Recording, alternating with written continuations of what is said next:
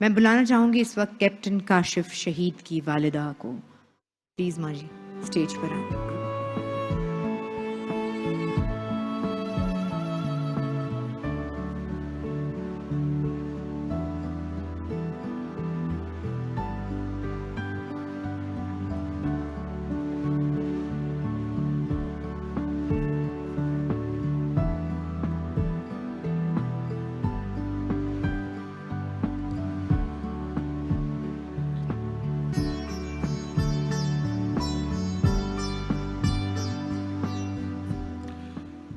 Captain Kashif शहीद की वालिदा आपके सामने है। भाभी जी अस्सलाम वालेकुम। जी अस्सलाम वालेकुम। मैं कैप्टन काशिफ शहीद की मदर हूँ।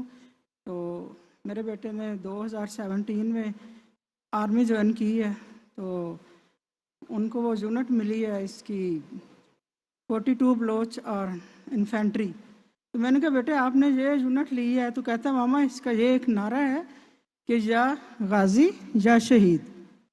तो मैंने कहा बेटे ये, कहता हाँ मामा ये। तो उनको बहुत शौक़ था आर्मी में जाने का और उनका जज्बा था, और वो कहता था मैंने और कुछ करना ही नहीं है, मैंने आर्मी में जाना है। तो जब हम उसने ये सियालकोट में 2 साल उनकी यूनिट रही है बेटे की, तो उसके बाद मुल्तान में शिफ्ट हो गए हैं। तो कहता लो अब हमारी यूनिट कहीं और नहीं जाएगी, अब इधर ही बैठी रहेगी ना। तो वज़ीरिस्तान से होके आ गई है ऑपरेशन एरिया से, तो अब इन्होंने आगे नहीं जाना कहीं। फिर कहता मुझे बहुत शौक़ है मैं कहीं SSG में ना चला जाऊँ। तो मैंने कहा बेटे ये मुश्किल तो नहीं होगा? कहता नहीं मामा। तो फिर उसने उनकी यूनिट मतलब अचानक मुल्तान उसके लिए सिलेक्ट हो गई बलूचिस्तान के लिए, तो पूरी यूनिट उधर मूव कर गई। तो बेटे ने उधर 2 साल मतलब काफ़ी ऑपरेशन में हिस्सा लिया। उनके ऑपरेशन चलते रहे, बड़ा हार्ड एरिया था, खुश्की पहाड़ जंगलात वो सारे उसने किए सर्वाइव। तो इसी दौरान मेरे बेटे की शहादत हुई। तो क्या उसने उसके दोस्तों ने बताया कि जय काशिफ कह रहा था जब मैं बलूचिस्तान जा रहा हूँ तो तुम्हारा यार शहीद होने जा रहा है। तो इसी तरह के मैसेज हमें उनके दोस्तों ने बताए हैं। जब मुझे शहादत की खबर मिली है तो मैं बहुत एकदम से मैं जैसे बंदा मर सा जाता है ऐसे हो गई। लेकिन मुझे एक चीज़ ने हौसला और हिम्मत दी कि काशिफ शहादत तूने पाई है और ये तो मेरे लिए फ़ख्र है। मेरे दिल में जो आवाज़ मेरे अंदर से निकली कि ये फ़ख्र है। तो मैंने कहा क्यों ना मैं 2 नफल नमाज पढ़ लूँ। लेकिन फिर मेरे से हिम्मत नहीं हुई मैं ऐसे कहूँ कि मैंने नमाज पढ़ी। तो काशिफ ने बहुत सारे ऑपरेशन उधर किए। तो जब जी आपने ये भी तो बताया था कि वो आप यूनिफॉर्म का बता रही थी कि वो आपके पास जी वो जाने लगा ना बलूचिस्तान, तो कहता मेरी ये वर्दी रख ले अम्मी। तो मैंने कहा बेटे ये क्यों, मुझे आपने पहननी नहीं है? ऐसे मेरे दिल को धचका सा लगा। मैंने कहा ये क्यों पकड़ा? कहता किसी बक्से में रख दो। तो मैंने कहा बेटे क्यों? कहते ये रख लो ना, ये अब उधर नहीं पहननी, अब उधर कुछ और ड्रेसेस होते हैं और वर्दी होती है वो जब हम ऑपरेशन पे जाते हैं। तो कहता अच्छा अगर मैं ना आया ना तो मेरी वर्दी तो आएगी ना। तो मैंने कहा बेटे ये क्या बात? मेरे में बड़ी हिम्मत थी। मैं जब भी इसको पिया में छोड़ के आई तो बड़ी खुशी से अपने बेटे को मतलब तैयार किया, उसके सारे बॉक्स वगैरह बनाए।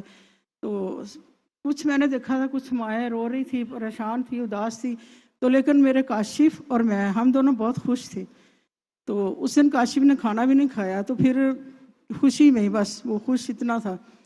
जब हम उसको सियालकोट छोड़ने गए तो ये मेरे लिए सबसे खुशी का दिन था।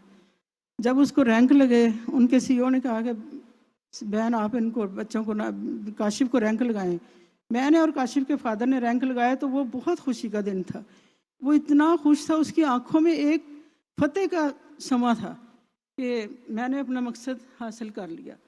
लेकिन जब काशिफ की शहादत के बाद ये हमने इधर सोचा, मैंने कहा जब इस तरह के बच्चे हैं जो हमारे माए काशिफ जैसे बहादुर बेटे होंगे तो कोई भी दुश्मन हमारे पाकिस्तान की तरफ नहीं देख सकता बुरी नज़र से। अभी ये जो कुछ पिछली जो 9 मई को जो वाक़यात हुए हैं, इन्होंने हमें ये दुख हमारा ताज़ा कर दिया है। आर्मी ने हमारे बहुत साथ दिया है, बहुत हमें करते हैं, प्यार करते हैं, हमारे बच्चों के नाम बार बार आते हैं, हमारे जो हुक्मरान हैं वो भी करते हैं, हमें मैसेज आए हैं काशिफ की शहादत पे।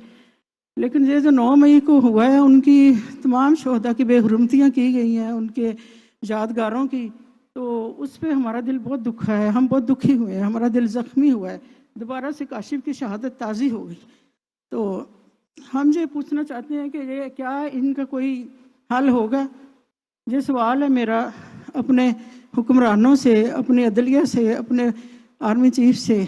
क्या ये जो लोग शरपसंद हैं, इतना उन्होंने लोगों को, हमारे जो हीरो हैं, हमारे कर्नल शेर खान के यादगारों को, इनकी वो जहाँ पे इनकी यादगारें हैं उनको इतनी बेहरमती की है, तो क्या जो हम बर्दाश्त कर सकते हैं? इस तरह तो दुश्मन भी नहीं वो भी सोचते हैं कि जो खुशी है पाकिस्तान में क्या हो रहा है। जो कौमें अपने शोधा का एहतराम नहीं करती, उनको भूल जाती हैं, जब उनकी बेहरमती में पड़ जाती हैं तो वो बर्बाद हो जाती हैं। पाकिस्तान तो काशिफ कहता था कि माँ मैं दिन को ऑपरेशन पे होता हूँ और रात को ड्यूटी पे होता हूँ, पोस्ट पे होता हूँ। तो मैंने कहा बेटे तुम सोते कब हो? कहता जब भी टाइम मिले कहीं भी सो लेते हैं हम 2-4 मिनट। तो मैंने कहा सिर्फ 2-4 मिनट का टाइम मिलता है? झाड़ियों में, बलूचिस्तान में इतनी झाड़ियों में उनके वो ना कोई पंखा होता था ना कुछ होता था, लेकिन उन्होंने अपनी जानें कुर्बान की हैं। तो हमें उस वक़्त इतना नहीं दुख हुआ जब जो 9 मई को हुआ, जब इन्होंने सारों ने हमारे शोधा की तस्वीरों पे पत्थर मारे हैं, उनकी सारी चीज़ें तोड़ी हैं, इस तरह की यादगार हैं, तो बहुत दुख हुआ है। यकीन करें हम एक सवाल करते हैं अपने प्राइम मिनिस्टर से, अपने सारे जो बड़े हैं, तो क्या होगा इसका हल? जो इसी तरह 9 मई आएगा और हम इस तरह करके तो बातें चले जाएंगे, फिर वो उनको तो सार उठाने का मौका मिल जाएगा। अभी ये जो पिछले दिनों शहादतें हुई हैं, हमारे इतने 7-8 सिपाही अफसर शहीद हुए हैं, कैप्टन और कर्नल, तो वो उनका भी मजाक उड़ाए। बार बार रिपीट हो रही हैं जो सारी चीज़ें, तो बहुत दुख हुआ है मुझे। भाभी बहुत बहुत शुक्रिया, और आपका बड़ा वैलिड क्वेश्चन है। हम सर आंखों पर, मेरा ख्याल है कुछ ही देर में ऑनरेबल प्राइम मिनिस्टर जब खिताब फरमाएंगे आज की तकरीब से, मैं भी देख रहा था कि उन्होंने आपका क्वेश्चन नोट किया है, वो इस पर ज़रूर इजहार ख्याल करेंगे। आपकी तशरीफ आवरी का बहुत बहुत शुक्रिया, हमें फ़ख्र है ऐसी माओं पे। और आपने बड़ी खूबसूरत बात की कि वो जो दिन था आपकी, आज भी आप कहती हैं कि वो एक दिन जो है वो इस दुख पर भारी है, और उसकी खुशी, उसका एहसास तफक्कुर जो है। बहुत बहुत शुक्रिया, थैंक यू वेरी मच। भाभी तशरीफ रखिए। जी शुक्रिया।